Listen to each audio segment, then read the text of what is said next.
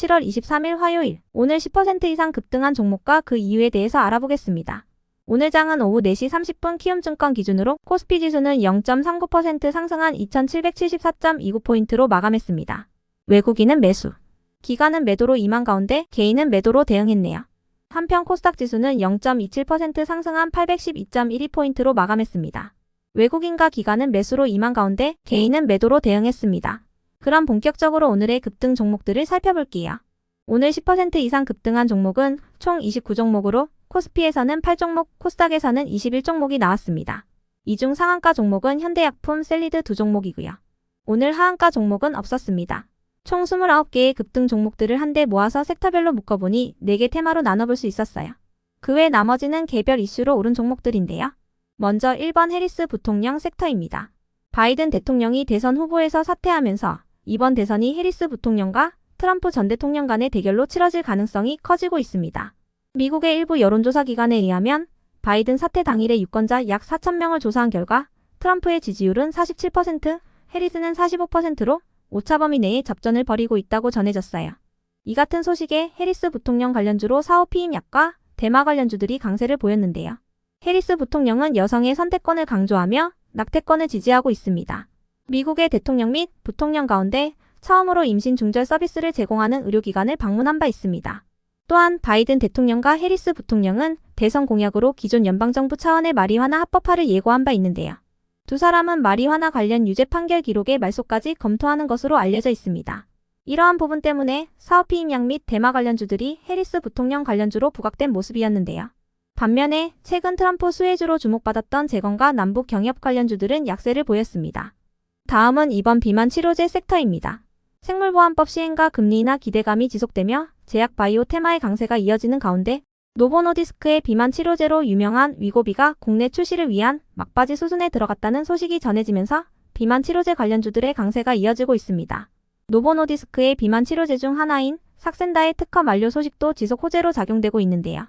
위고비가 국내에 출시될 경우 한국은 세계에서 9번째로 위고비 출시국이 되며 한국 비만 치료제 시장에 끼치는 영향이 적지 않을 것으로 전망되고 있습니다.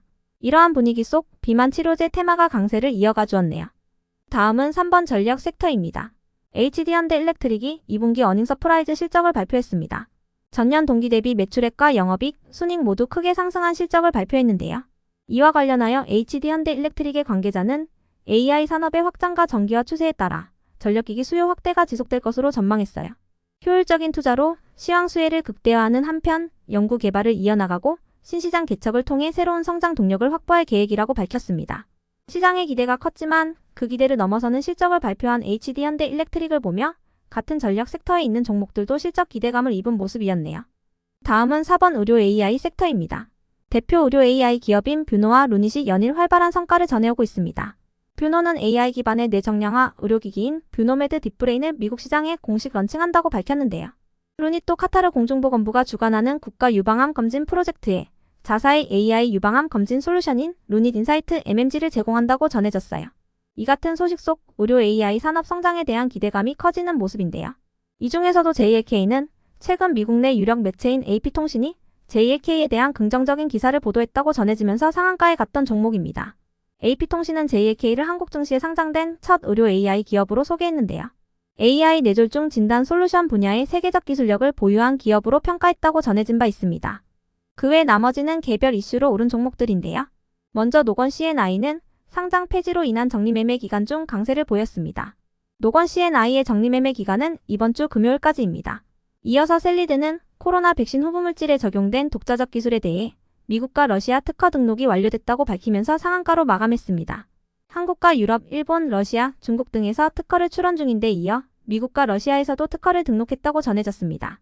이어서 티라유텍을 비롯한 일부 로봇 관련주들이 상승했는데요. 일론 머스크가 트위터를 통해 테슬라가 개발 중인 휴머노이드 로봇 옵티머스를 내년에 공장에 배치하고 2026년에는 판매할 수 있을 것이라고 언급했기 때문입니다. 머스크는 테슬라가 내년에 휴머노이드 로봇을 시험 생산하여 회사 내부에서 사용할 것이라고 밝혔는데요.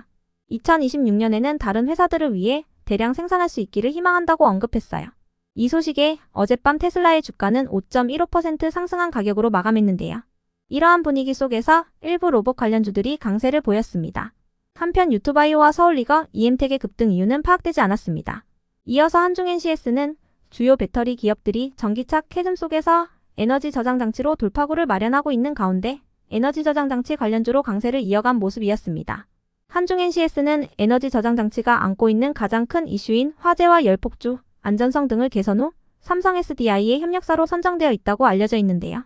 삼성 SDI는 최근 미국 최대 전력 업체인 넥스트에라 에너지에 1조 원 상당의 에너지 저장 장치용 배터리 납품을 추진 중이며 계약 막바지에 접어든 것으로 알려졌으니 체크해주세요. 다음으로 미스터블루가 상승했는데요.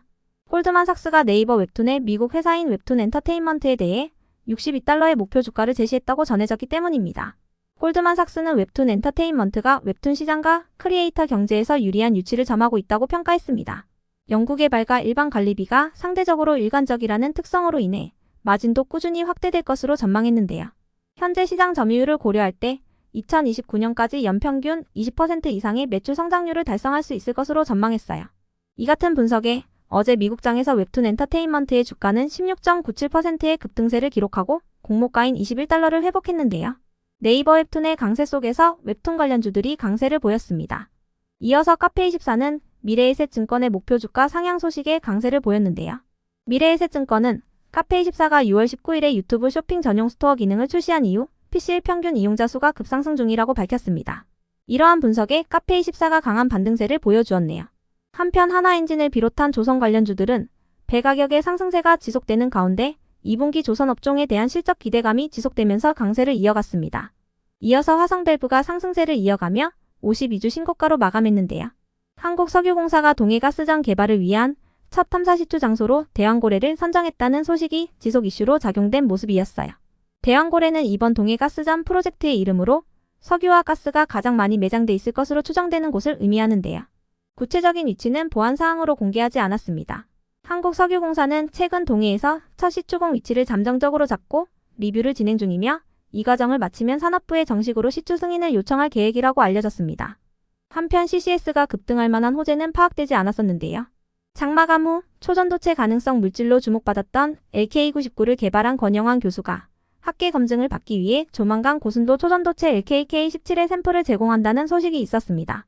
권 교수는 대량 생산을 위한 양산 기술도 마련한 상태라고 설명했는데요. 이 같은 소식에 현재 시간의 장에서는 초전도체 관련주들이 강세를 보이는 중이니 참고해주세요. 다음으로 일성건설은 최근 재건 및 건설 관련주들이 트럼프 재선 기대감 속에서 강세를 보였던 가운데 이재명 더불어민주당 대표가 3차 경선에서 압승을 거뒀다는 소식이 전해지면서 이재명 관련주로도 매수세가 유입된 모습이었고요. 이어서 엑스큐어는 3자 배정 유상증자와 전환사채 발행 공시에 강세를 이어갔습니다. 엑스큐어는 운영자금 확보 및 타법인 증권 취득자금 확보 목적으로 AI 마인드봇 에쿼티를 대상으로 한 3자 배정 유상증자를 결정했다고 밝혔습니다. 또한 타법인 증권 취득자금 확보 목적으로 총 150억 원 규모의 전환사채 발행을 결정했다고 밝혔는데요. 무슨 증권을 취득하는지는 아직 안 정해졌고 추후 이사회에서 결정될 예정이라고 밝혔습니다.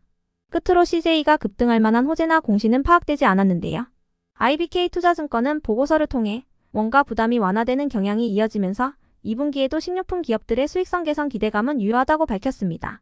전 세계적으로 K푸드에 대한 인지도와 선호도가 높아지고 있는 만큼 수출 가속화 흐름도 이어질 전망이라고 언급했는데요. 이러한 분석에 일부 식료품 관련주들이 상승하면서 CJ가 지주사로 부각되어 상승한 것으로 추정됩니다. CJ는 CJ제일제당의 최대 주주이며 CJ제일제당은 CJ시푸드의 최대 주주로 있습니다. 그럼 오늘의 거래량과 거래대금 상위 종목들을 시장별로 살펴보고 마칠게요.